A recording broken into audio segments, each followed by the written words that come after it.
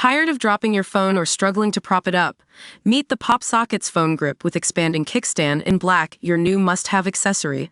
Don't miss out. Grab yours today. Click the link in the video description to shop now on Amazon. Farage says Tories stand for nothing and blasts Labour's poor start as he reveals 29 councillors have defected to Reform. Reform leader Nigel Farage has welcomed 29 new councillors who have defected to Reform. Mr. Farage also spoke about the political opportunity for his party ahead of May's local election campaign. The Reform leader warned that people have not yet realised how bad the UK's economic situation under Labour is. However, Farage did mention that there had been turbulence within the party, but this would not deter his efforts. Zia Yousaf praised the speed of the surge in support for Reform during the event. It comes after Farage ruled out a return for suspended MP Rupert Lowe, as he accused him of trying to destroy Reform. He said there was no way back for Mr. Lowe, claiming that he had told Party Whip Lee Anderson, "I will slit the throat of the Reform Party."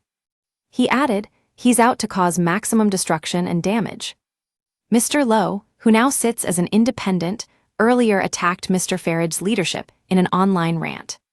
He said Reform silenced him over Pakistani grooming gangs. Reform has since reported Mr. Lowe to police over threats to Chairman Zia Yousaf. Reform has instructed a barrister to look into allegations of bullying, which Mr. Lowe denies. Meanwhile, a new poll revealed that voters think Nigel Farage would make a better Prime Minister than Sir Keir Starmer in more than half of constituencies. Reform UK's leader beat Sir Keir in 335 seats, compared to Sir Keir's 291.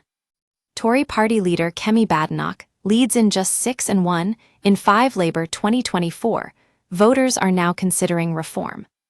Mr. Farage is also the preferred choice for PM in Labour v's Reform battleground seats.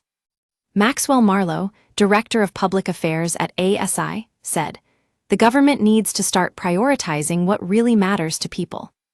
The public understandably want the attention to be on reducing the cost of living or fixing public services like the NHS.